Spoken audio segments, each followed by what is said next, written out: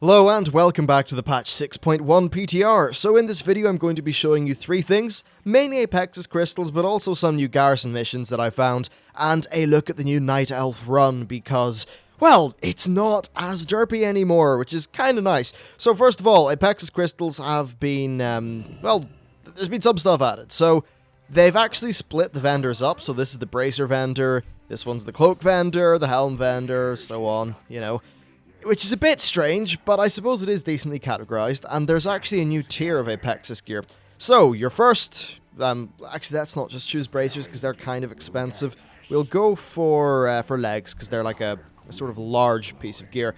Now, you're looking at 5,000 for the 630s, plus 11,500 for the 645s, plus 20,000 for the 655s, plus another 20,000 for the 670s.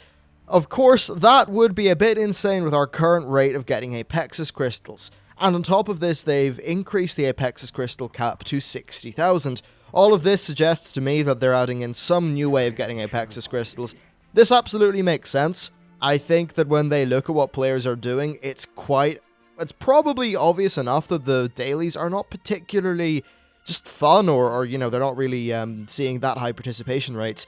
I don't think the dailies are good in Warlords of Draenor. I said it back in the beta, I still hold that position now, so hopefully they're going to add in something. Now, we do know that there is a new Apexis Crystal Garrison mission coming, and we also know that they're going to be adding some new quests in the Iron Docks, plus the thingy quest things that you can get from your garrison.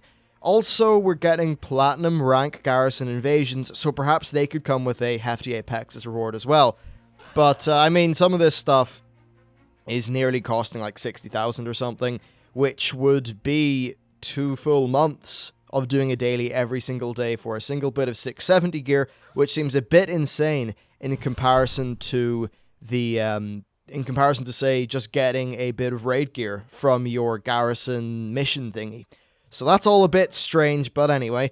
Now this gear 670 looks pretty decent, but of course stats are a bit of a problem. And for example, as a hunter, like multi-strike's great stat. Versatility though? No, it's terrible. Okay, sorry about that, I unfortunately had a bit of a crash. Anyway, as I was saying, the Apexis stats for many specs are completely useless as they are, and with the just extreme power of secondary stats in this game, well, a lot of this gear isn't even viable, even at item level 670. I mean, for some specs, for an example, I forget what it was, but haste, for one of the specs I was looking at, was half as good as crit/multi-strike. Which is, the disparity is mad, though they have recently buffed haste. Anyway, that's what's going on with this Apexis gear. They've also added in Savage Bloods. So if I just click on this guy, you can see that you can buy Savage Bloods for 2,000 Apexis crystals a pop. This is likely going to increase the supply of Savage Bloods initially because a lot of people will have Apexis crystals, but they won't really care about this gear and they will want to burn it off on something that can make them money, and they're probably going to see that Savage Bloods are floating around 850 to 1,000 gold on most servers, which I suppose could lead to the market decreasing in value a little bit. Now, while I think that a lot of people with garrison buildings might be saying, oh, you know, that's taking away from the niche of my building, I understand that perspective, but also, I don't know if it was the best design to have the one crafting material for the best gear be behind the level 3 version of one single particular building. Sure, it did make that building kind of powerful, but I actually don't have too much of a problem with this. Though, do try to sell your Savage Bloods now, if that's what you're planning on doing. And yeah, I suppose that's really it. I guess Apexis will be a bit more useful and you can buy more things. But as I said with that stat problem, that sort of sucks. And honestly, I think they should add in something that could randomize the stats of your Apexis gear. Or maybe the Apexis stuff should have just been randomized from the get-go. I mean, if we've got 6 potential slots of Apexis gear, or 5 even, if we've got 5 slots of potential Apexis gear, and only one of them is half decent for your spec, guess what? Your odds are as good as random anyway. So they should have just done that, decreased the prices a little bit, and added in a reroll item. I think that would have been, well, a bit strange, but a little bit better than the current system where Apexis in general is just quite irrelevant for many people. Anyway, let's go and look at the garrison missions. Okay then, so we're just about at the garrison, and I'll warn you, this isn't crazy interesting, but they have added a few new garrison missions. However, I'm only on a level 91 character, So it's not really a great deal, unfortunately. But here's what we've got. So we've got these new exploration missions, which I'm assuming is a new kind of mission.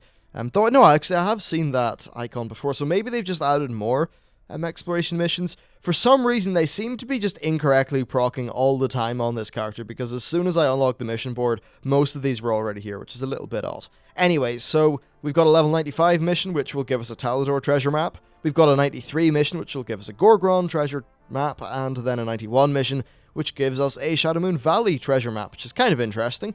We've also got the Burial Fields exploration thingy, which will give us some Draenor Clan's archaeology fragments. I think that's new, because even on my archaeology characters, I've never got archaeology fragments via this, so maybe this isn't new, maybe it is. I know at least these treasure map things are new, and then the other missions are kind of regular. I'm pretty sure this thing with the Ogre missives and the archaeology fragments is a thing currently, because I remember deleting them from my bag. Anyway, that's roughly what's going on.